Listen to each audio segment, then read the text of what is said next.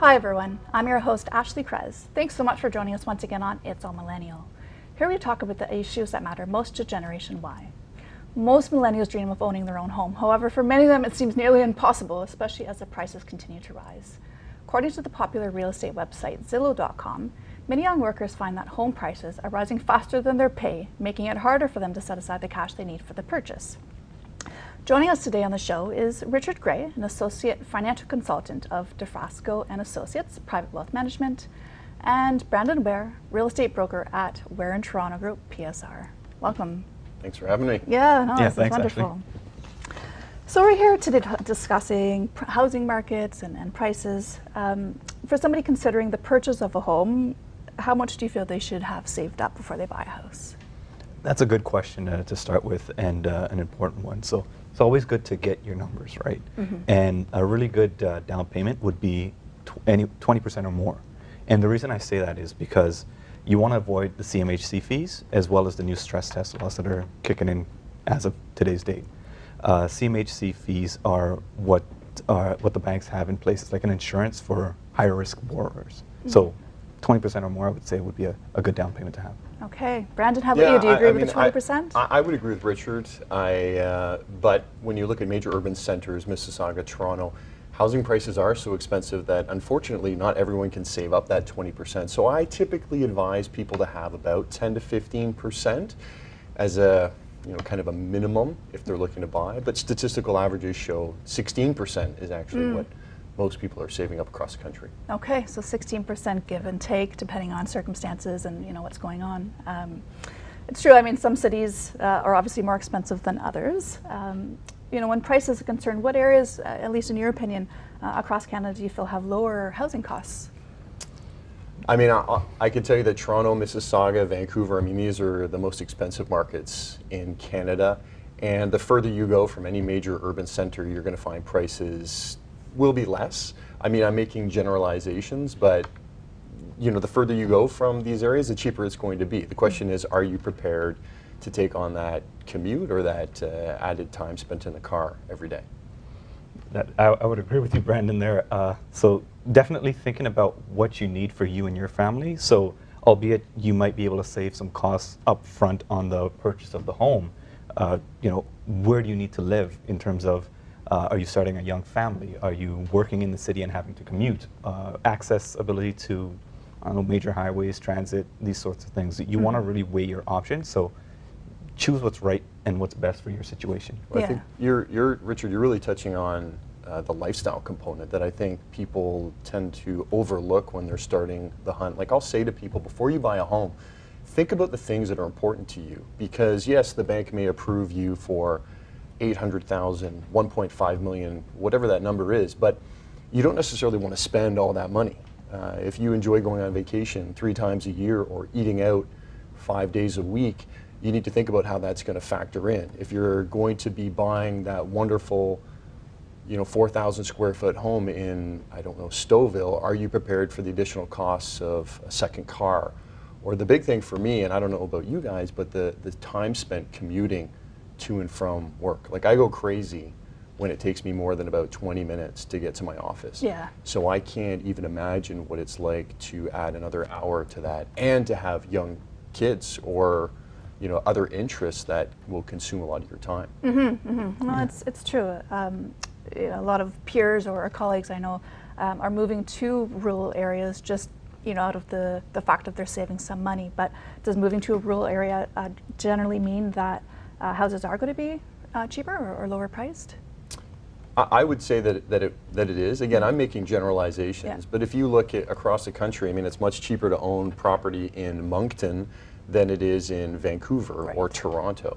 So to answer your question, I would say yes, definitely. But again, to what we were talking about before, thinking about, are you prepared to make that sacrifice if you are going to live an hour and a half from the city and need to commute in every single day? Mm-hmm. Yeah.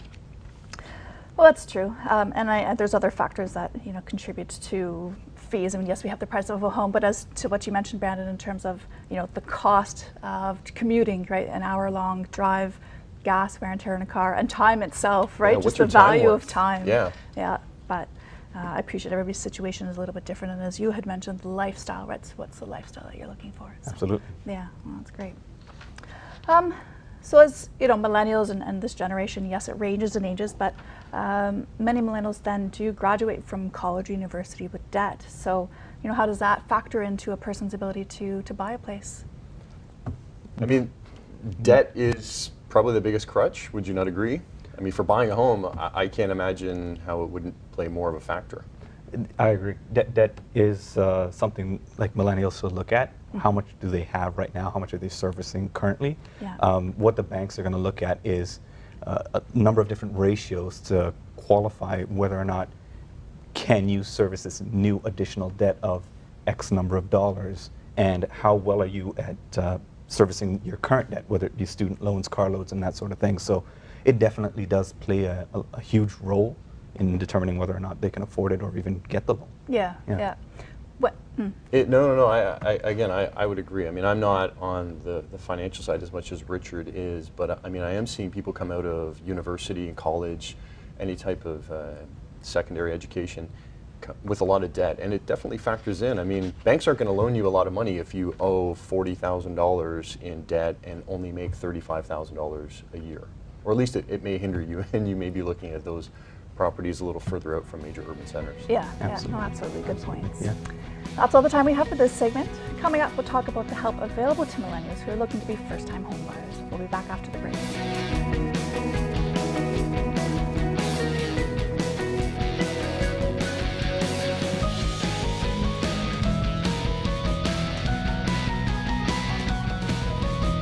Welcome back to It's All Millennial. I'm your host, Ashley Kreze.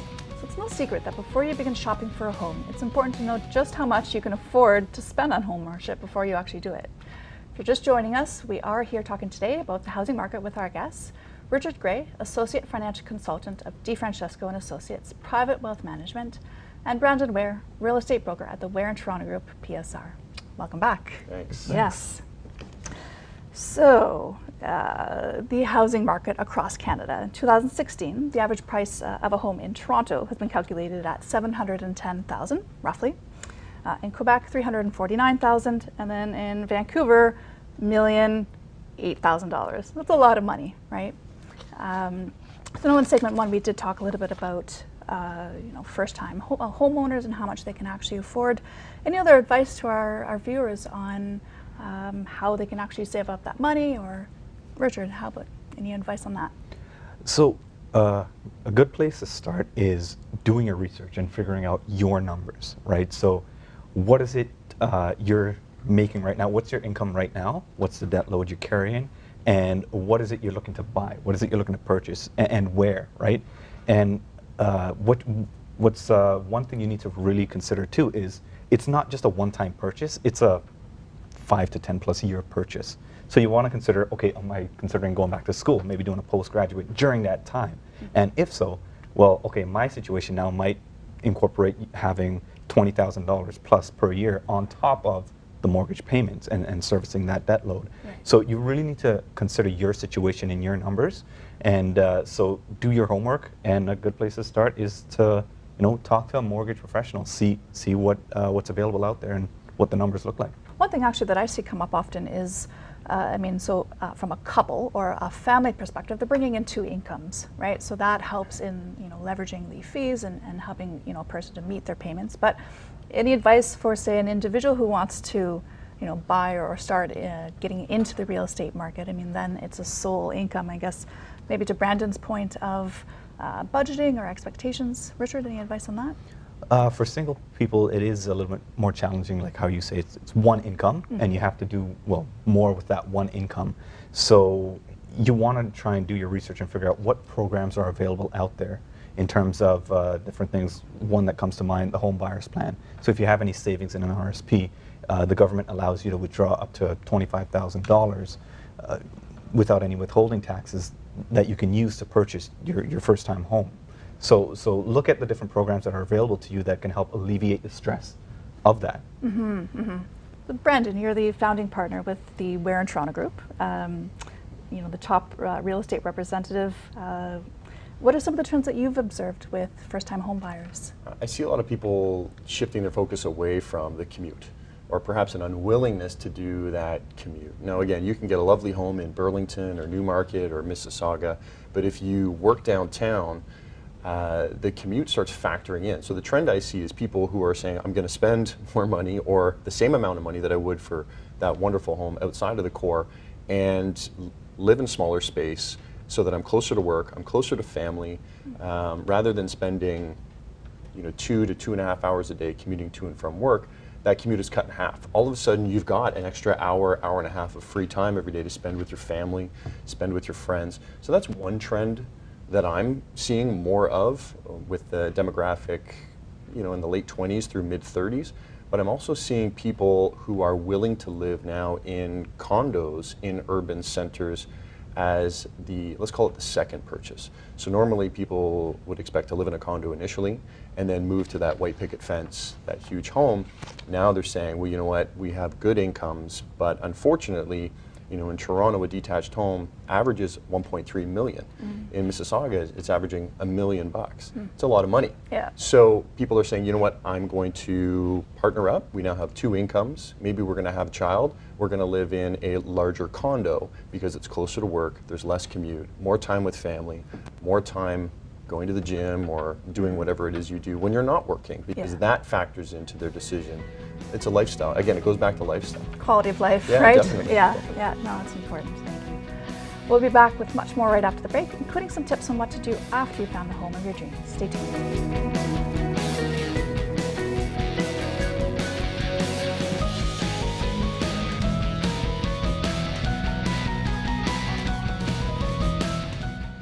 Welcome back to It's All Millennial. I'm your host, Ashley Kreze.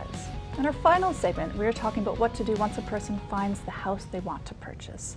My guests in studio with me are Richard Gray, Associate Financial Consultant of DeFrancesco & Associates, Private Wealth Management, and Brandon Ware, Real Estate Broker at the Ware and Toronto Group, PSR. So gentlemen, a person finds the house of their dreams. What's next? Get ready. Yeah. Get ready. I mean, aside from meeting up with your financial advisor, there's a whole bunch of stuff behind the scenes, preparing obviously for the formality of closing. But I would imagine the biggest stress probably comes from a financial perspective, would it not? Like everyone's stressed out about how much money they're going to have to give to somebody else in exchange for this piece of land that they've just bought. Right, absolutely. I would agree there. Like, there's a lot of behind the scenes that are going on. A lot of people, they got the house, they made the offer. Well, what happens now? Well, I would hope you've done your homework. You've figured out the neighborhood's good. This is what you need. And now it's time for you to call up your realtor, call up your mortgage broker, call up your lawyer, maybe even a home inspector to get them moving on their process. And just for the record, if you've bought the home, I hope you already called the home inspector and the realtor to get all that stuff done ahead of time. Before. But yeah, I think it's leading up to closing. I always tell people, reach out to your lawyer. You want to set everything up about a week ahead of time. Just prepare yourself. It's all about preparation, right? Same thing with setting up, utilities or water, your phone, having all that stuff out of the way. But these are all kind of minor details in comparison to the actual process of buying or renting, because we were talking about that too, real estate. So, prepare yourself, but, do your homework ahead of time, like you were saying. Absolutely. To get everything ready. Any advice for people on how to find the best, person in all those areas that you've talked about? Everybody is an expert, right? How do we find somebody that seems to suit what we're looking for? I think word of mouth is great. Referrals tend to, in my experience, referrals tend to find the best people, because you can rely on somebody else, a friend, a family member, somebody who's worked with that person, rather than just reading a review online. It's not like you're buying something on Amazon. You're not buying a router where you want to make sure everything is cool. Somebody had a good experience. You want to have somebody who knows who that person is. So I think it's important. And I have a team of people that I've worked with, home inspectors, electricians, lawyers, that I can vouch for. I can say, listen, this person's great. They'd be able to help you, at least in this area that you're missing. Richard's a great financial guy. He's going to have your back in that respect, and so on. And I would imagine you have many of the same people. Absolutely. So referral, I would agree, 100% is a great source. You get into not just the hard numbers when it's a referral, that yes, they can do the job, yes, they have the qualifications, but you can also get into the softer issues, like does this person mesh with my personality well, Right. with what I'm looking for in a realtor or a lawyer? Yeah. Are they going to do the job that I want? Are they going to look for things that concern me, and that sort of thing? So I would agree. Yeah, referrals is a great way. Relationship-based. right? Relationship-based, Yeah, absolutely. Yeah, no, it definitely helps a lot. So how is it important to have a real estate agent helping somebody through the home buying process? I mean, I am a real estate broker, so I think it's really important, but I also think that people tend to discount the whole process of working with someone. I mean, there are 43,000 realtors in Toronto. I focus downtown. That's my area of expertise. That's what I know. I live, I breathe, I work it. So if somebody comes to me and says, I want to buy in Pickering, you know, the short answer is I can't help you. It's not that I don't want to, it's that I'm not experienced in that neighborhood. So doing your due diligence and researching and knowing that the person that you are working with really is your representative at every turn. They're the one, like you said, do they mesh well with you? Because when that person's presenting the offer, when they're interacting with the seller of the property, they are your face, they are your voice. And whatever they're conveying is a representation of who you are. And then of course your track record.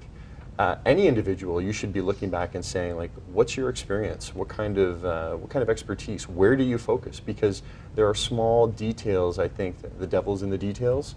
If you know what kind of development that's going to impact your view. If you're buying a condo, what kind of schools? Because sometimes it's one side of the street is one school district and another side of the street is a completely separate school district. So somebody who knows that in and out is going to be of paramount importance if you're really focused in on a neighborhood. So Yeah. do your research ahead of time. Feel comfortable with who you're working with, and make sure that you know that they're your representative at every turn. No, and that's great advice for our viewers. One other thing that comes up is that often, we have the choice, right? We have the choice. We can buy new, we can buy used. Any feedback for people on preference around that? Wow, new or used, that's a contentious topic. There have been some developers that have gone bankrupt lately, and I've never been a big fan of them. I probably shouldn't mention who they are right now because I don't want anyone to get mad, but there are some developers that I don't think are very good. I think the new development market at times is overheated. I think it's overpriced. And again, I'm not going to highlight any specific developments, but those developments, I'm seeing them sell out. And I'm sitting in the background saying, wow, I wouldn't advise my clients to buy there. Who's buying? But people are still buying these projects. So I guess to answer your question, resale or new development can both present great opportunity. The question is, you should be looking at, what's the sale price? Just because it's new doesn't mean it's better than everything else. Just because it's new, it doesn't mean you're getting a cheaper price. That's one thing that often does come up, though, that I find, and sorry to cut you off. No, by all means. Where people actually, they get into new developments from an investment perspective because Right. they think that, okay, it's in a booming or up and coming area, that there's actually going to be some, returns some later on. What do you notice, Richard, in terms of, financial aspect in that regard? In terms of financial aspect in that regard, I would say new or used, again, do your homework, figure out what's best for you, and ask yourself the question, why am I even buying this property? Is it an investment, or is this going to be a home for my new family, or is this going to be a stepping stone? Maybe I've got a 2-year contract to work in the city, so I need this either new or resale property. And after 2 years, who knows, maybe I'll move to the suburbs, and then who knows, right? So ask yourself, what is the purpose of this property? And does new meet my needs, or does used meet my needs? And do your homework on that. Price is one of the factors, but not the be-all and end-all. Yeah, I agree totally. And from your perspective, from the financial perspective, there are tax implications that start playing in if you're buying new development. There are development fees. There are HST implications for new build versus Absolutely. resale that I think people aren't aware of, or they go in and are surprised with after the fact. Absolutely. Where can people find out more information about that?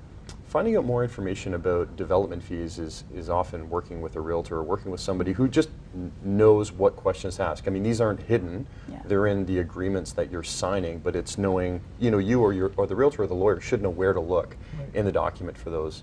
But yeah, I'd say that's probably the best place to find information on those. Wonderful, thank you. Are there any other trends worth mentioning? We've talked about some tips and some advice for our viewers, whether they're first-time home buyers or thinking about renting.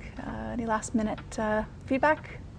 Well, the trends that I'm seeing right now, I see a lot of people actually going the new development route, and they're looking at keeping these properties as investments down the road, which I think is great. I would imagine that Richard would probably say, diversify your portfolio to a certain extent, and real estate could be one of those avenues that you could take. But that's what I'm seeing. I'm seeing people looking at their first purchase as a hold, as something that will eventually turn into an investment. And they're wearing two caps when they're buying. They're wearing their end user, their first time buyer hat, and they're also wearing their investor hat. So they're looking at it from two different angles, which is really interesting to see. I think it's great. I love the idea of buying and holding, and I'm not sure how you feel about that. Richard, what are your thoughts? I've noticed the same trends in my research. In terms of holding property as an investment, it can be a good investment. What I would caution anyone, first-time homebuyers especially, coming into the market, is okay. So it comes back to, what am I using this property for? Now, if it is an investment, realize there are a lot of investment opportunities out there. Okay, what's my upfront capital that I'm going to have to fork out to even get into this investment? Right? You can get a stock portfolio for a fraction of the cost. Right. You're not going to have to come up with a 16% down payment on a $1.5 million home. You don't have to come up with any legal fees, lawyer fees, property taxes, and all that stuff, nor do you have to worry about the ongoing maintenance of that property. So these are the things you need to consider, as much as a lot of people, I guess I don't know which generation it is, the baby boomer generation would say, own the bricks. And yes, own the bricks, but know what you're owning. Understand the financial obligations that come along with owning those bricks, right? So have some crystallized goals. Absolutely. Right? Know what your goals are, crystallize them, and work towards and them. have a realistic expectation on what the investment is, not just how much money is going in, but also what is my return on that investment. And maybe Perfect. even when is that investment? When are you going to liquidate that Absolutely. investment? Right? What's the Having time an entrance horizon? and an exit Yeah. strategy to everything that you're doing. Absolutely. Wonderful. Absolutely. Well, thank you very much for joining me today. Thank you. Thanks, Ashley. That'll for do having it for us. this episode. I want to thank our guests for joining us on set today. Richard Gray, Associate Financial Consultant of DeFrancesco & Associates, Private Wealth Management, and Brandon Ware, Real Estate Broker at the Ware and Toronto Group, PSR. And of course, thank you for watching. Here's how to connect with us. Our website, www.itsallmillennial.com. And be sure to follow us on all the social media, Twitter, Instagram, and LinkedIn, for anything and everything to do with Generation Y. See you next time.